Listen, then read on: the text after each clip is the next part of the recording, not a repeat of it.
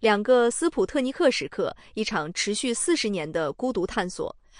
他没有创办公司，很少离开实验室，却用一本书奠定了强化学习的根基。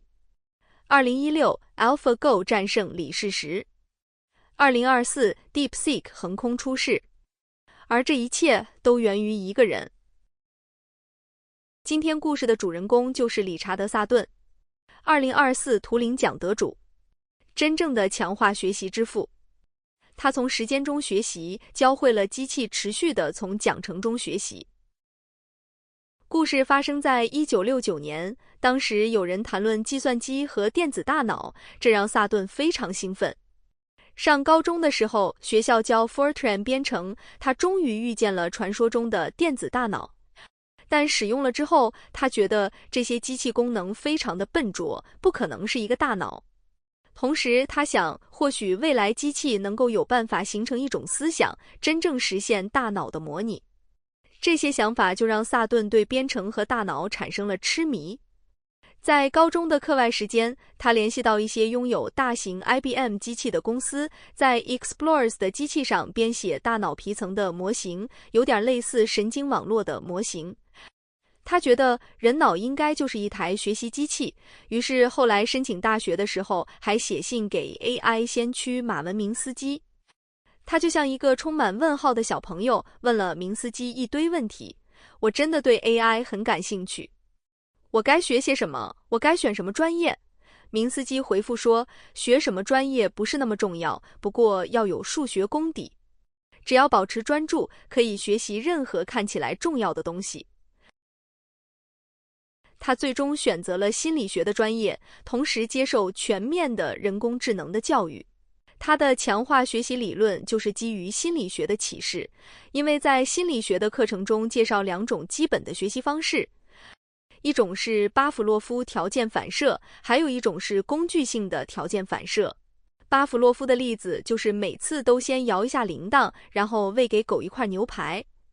次数多了，每当你摇铃铛的时候，狗就会流口水，因为它已经在期待牛排了，这个就是预测学习。第2种是控制学习，有时候也被称为工具性条件反射或者操作性条件反射，这意味着你会通过改变自己的行为来让某件事情发生。有一个例子是，老鼠必须按下一根杆子才能吃到食物，按下那个杆子的想法有助于获得奖励。这个就是强化学习最早的来源，它来源于动物和人常常在做而且显而易见的事情。当时他觉得大多数的研究都是监督学习算法，这些算法的唯一目标就是把错误率降到0，但事实上他们并不真正想要什么，没有目标。直到某一天，他读到了一篇冷门的科技报告，一位研究员哈里克洛普夫和他有一样的想法，于是他立即联系了对方。对方刚刚去了空军工作，并且建议他去曼彻斯特的大学读博士，因为自己的部门能够为曼彻斯特大学的项目提供资金。后来，这位哈里克洛普夫四处招人，大家都摆摆手拒绝，最后选中加入的安迪巴托教授对这个项目很感兴趣。但他加入这个项目也不太高兴，因为他需要从教授降级为博士后才能加入这个项目。终于，这个项目在安迪的运筹下顺利运转了几年。后来在 AI 寒冬期，和很多组员一样，萨顿最终也辞职了。于是安迪和他花了大约4年的时间写了经典的强化学习导论的那本书。屋漏偏逢连夜雨，他在那个时候还诊断出癌症，并且已经转移，存活率只有2%。他说自己当时只顾积极地接受治疗，所以尽管 AI 寒冬发生，对于一个将死之人来说，失业不算什么。经历5年的反复复发和治疗，他决定反正快死了，还不如去加拿大当教授继续搞研究。也正是在这段抗癌的时间里，他完成了这本经典著作，也实现了很多算法的突破。后来 IBM 的研究员杰拉尔德·特索罗把强化学习理论应用于解决复杂现实世界问题，在1992年开发了一款名为 TD Gammon 的计算机版本的西洋双陆棋。击败了很多世界的顶级选手，这比 IBM 深蓝打败卡斯帕罗夫还要早4年。这个理论很妙的一点就是，你在走每一步的时候都需要猜是赢了还是输了，但是不知道真正的答案。是通过比较当前预测与后续更准确的预测之间的差异，看自己做决策的方法是进步了还是退步了，来持续学习和更新策略，而不是等到最终的结果。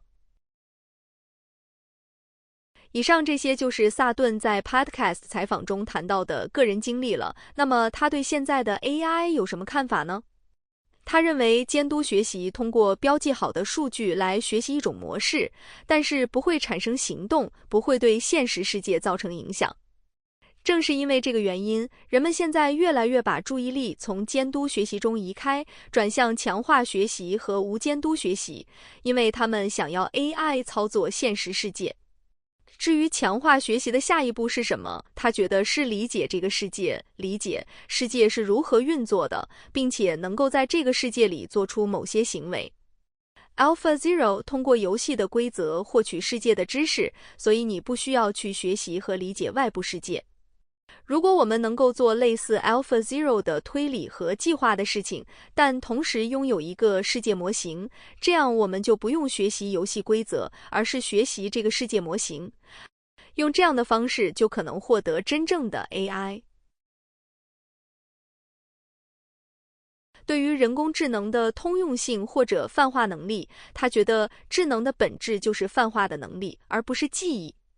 深度学习算法通过函数逼近器的方法来追求这种泛化性，将深度学习作为泛化工具与强化学习框架结合，是解决通用人工智能 AGI 的关键路径。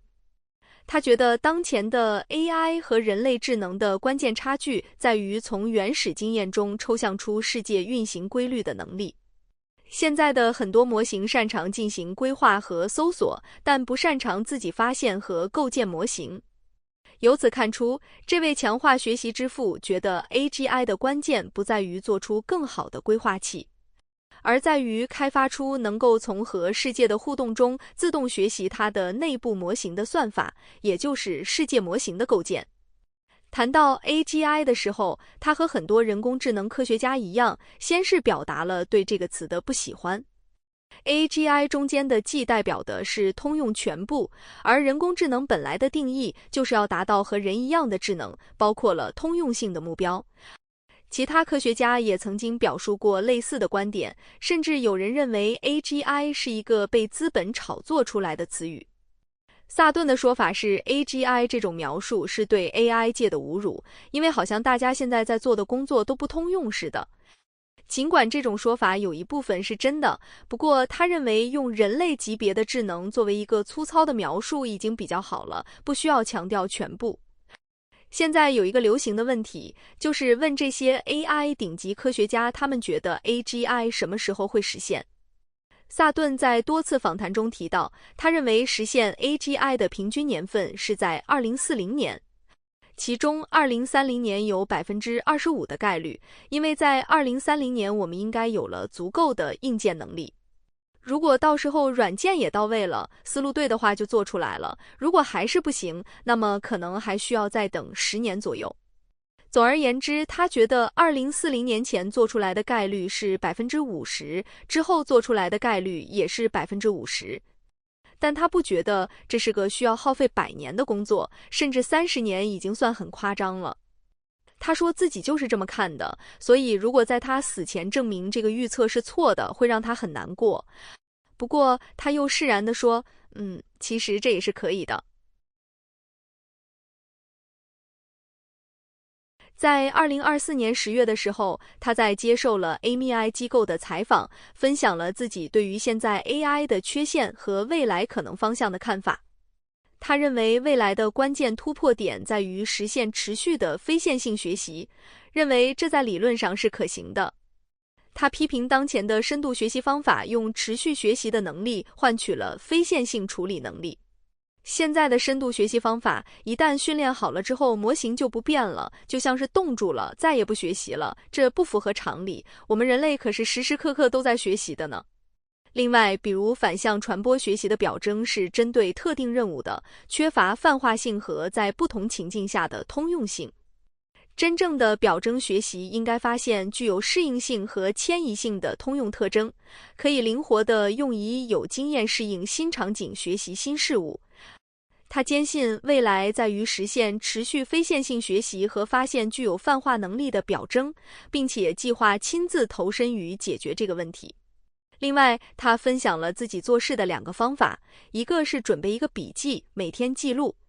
因为把原本模糊和困惑的想法写到纸上，能够帮助自己理清思路。另一个是对于课题是否热门保持中立的态度，应该选择你认为重要并且有可能有成果的问题。他认为奖励假说是理解智能的关键，并预测我们将在很快能够理解心智的工作原理，这将带来技术和社会层面的深远影响。基于深度学习和强化学习的 AlphaGo 将聚光灯投射到了深度学习之父和强化学习之父的身上。尽管他们彼此之间仍存在一定的分歧，这在崇尚批判与思辨的学术圈中倒也算是一种健康的现象。但有趣的是，他们所在的小圈子里似乎有不少人都对世界模型这一方向抱有浓厚兴趣，并希望借此将现有算法拓展至更广阔的真实世界中。看完了萨顿的采访，我想问下，有没有人试过做笔记的办法？这个办法推荐指数高不高？如果确诊癌症晚期，你觉得自己会做什么事情？你觉得 AGI 什么时候会来？欢迎分享你的看法。今天的节目就到这里，我们下期见。